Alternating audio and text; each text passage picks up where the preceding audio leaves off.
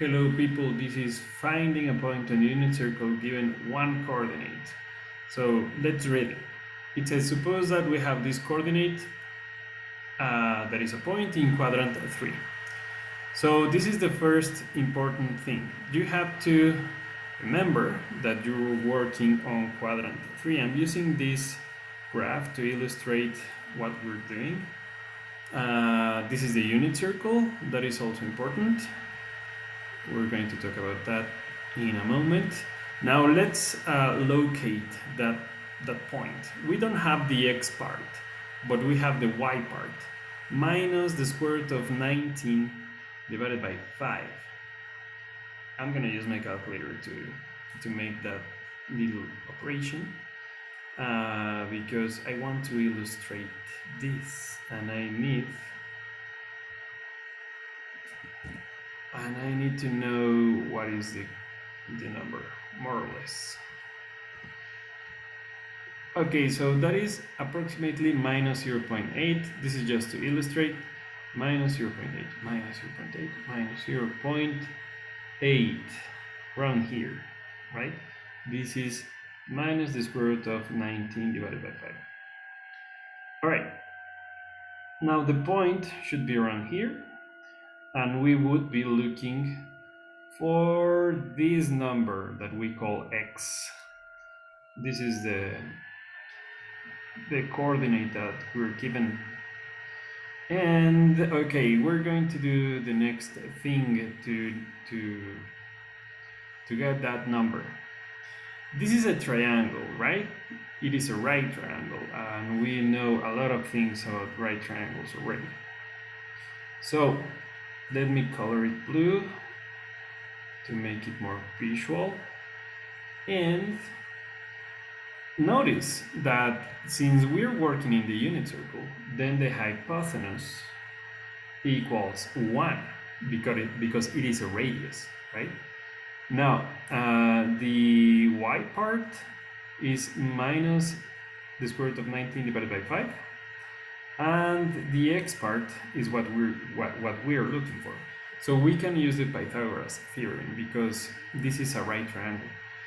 Now, this is Pythagoras theorem. The hypotenuse squared equals the addition of the sides squared. Notice that I am using the y part as a negative number. I know that is supposed to be a distance and there are no negative distances, but when we calculate this square, then that negative number is going to disappear anyway. So that x, then that x equals 1, the square root of 1 squared minus 19 divided by 5 squared.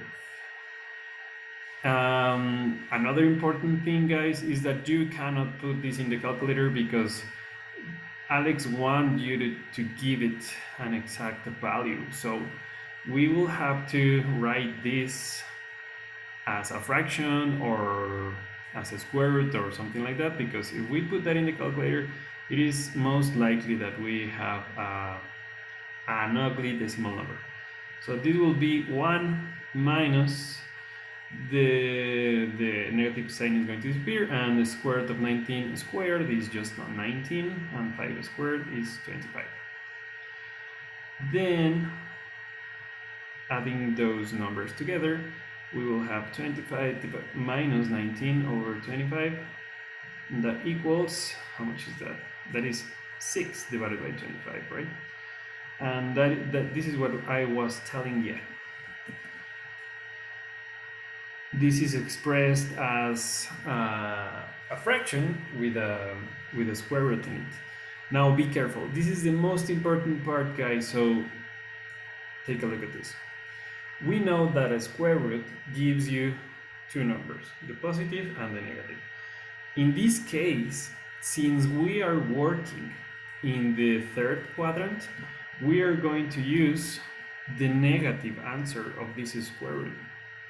So this x will be minus the square root of 6 divided by 5.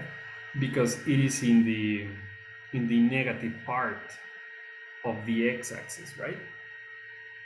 Well, actually, I'm gonna move this a little bit because this is in the place it should be. This guy, oh my god, Jesus Christ! This is the one. So it is a negative number. That is like the part that I'm sure we're going to be struggling most during the week. But don't worry, just tell me if you need help, if you want me to help you with your problem, and we will make it up. Thank you.